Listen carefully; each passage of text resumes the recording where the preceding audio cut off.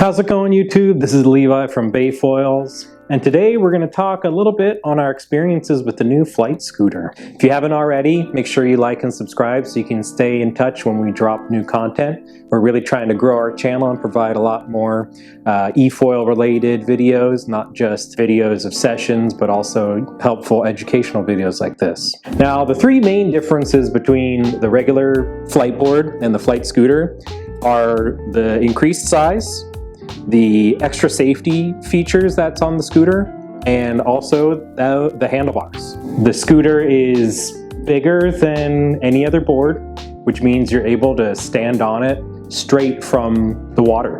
So if you're at a dock or going off of a boat, you can hop onto the board from the water or step over from the dock straight to standing and then engage it and go. Typically the first 15-20 minutes of one of our lessons here, the instructor is coaching you to stand up, foil on your knees, walking you through the whole stand-up process, because that, for somebody who's never done it before, it takes time, it takes repetition. Not only do you have to figure out what speed makes the board feel stable, you also have to figure out the standing process, which is much different than if you're standing up on a surfboard. Especially if you're somebody who has like bad knees or bad ankles, or going from kneeling to standing is a tricky thing. The FliteScooter is a game changer because you could go straight from that standing position. The FliteScooter has a couple extra safety features here. This is the new security fob that they use. This connects with the controller and it allows you to, fall off the board and still disconnect. Because previously when you fell in the water, the controller knew that the controller was underwater, submerged, and it would turn off the motor. This replaces that function.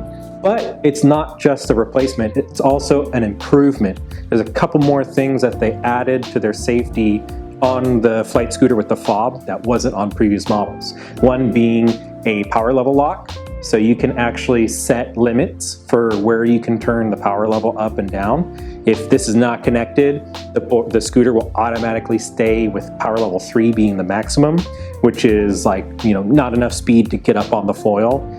So if you accidentally lose this, it automatically shuts you down from being able to foil for safety.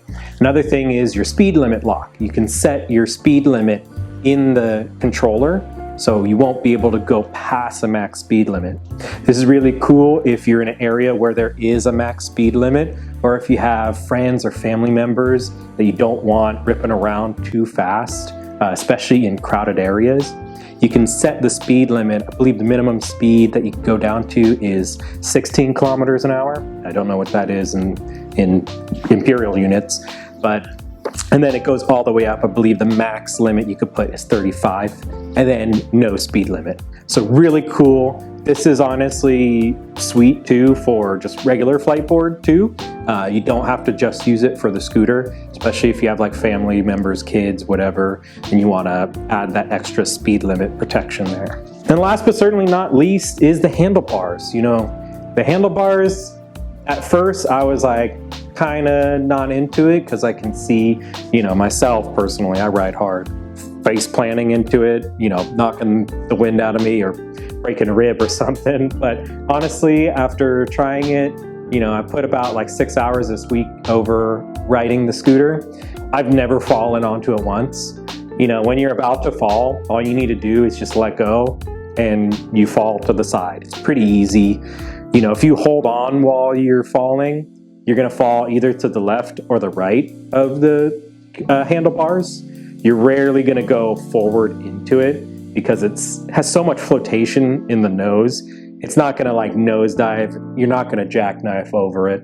You can ride this board with the handlebars or without it. We've been really riding it with handlebars just to get an experience for how it rides.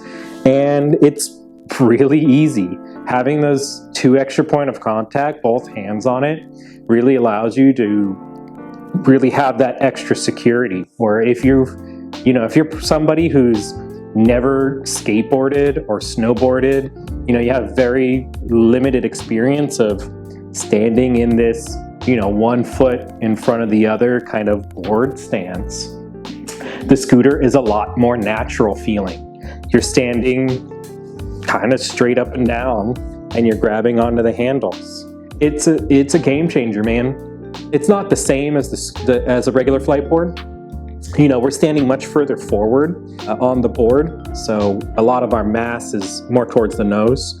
So you need to ride a little bit faster, is less pitchy compared to when you're riding a regular Fliteboard, but it's cool, you know, it's still really fun. You still get that frictionless feeling when you're up on the foil, and especially combined with the jet, it's really smooth, it's really difficult to cavitate, so it's really safe.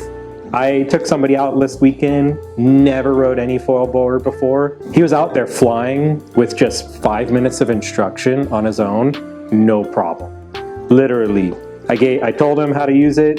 You know, here's the throttle, here's the increase your speed, lean forward, increase your speed. When you feel it bouncing, lift back. That's basically all I said. And within 5 minutes, he was out there flying, no problem. It really is that quick to figure it out. If you've ever ridden a Segway, you already know how to do it. If you've ridden an electric scooter, you know, like one of those Lime scooters or whatever, you basically have half of it already. You know how to use the throttle. The rest is just the back and forth. And I found, you know, standing in that kind of scooter position for me even made it feel just like, you know, riding a Razor scooter. I felt like I was like 11 years old again. It was really cool. If you have the chance to try the scooter, and you know you're already a regular Fliteboard user, try it. It's still pretty cool. It's a different sensation for sure, but you're still foiling, you're still flying, you're still having a really good time. I'm kind of into the scooter for teaching lessons now. I already stay dry with this, but the scooter, I can just stand out there and just coach the people on the water, not be in the water myself, especially with winter coming. It's going to be really nice to have the FliteScooter to do some lessons. That's basically it. Try it out if you have the opportunity to. You know, we're offering demos here in the Bay Area, you know, Alameda, Eastbay. If you come by, we can, and you've already tried a Fliteboard before, you should really try the scooter. It's really cool. Don't knock it till you try it. Anyways, that's it for my time today. Hope you learned something. Like and subscribe, and we'll see you on the water.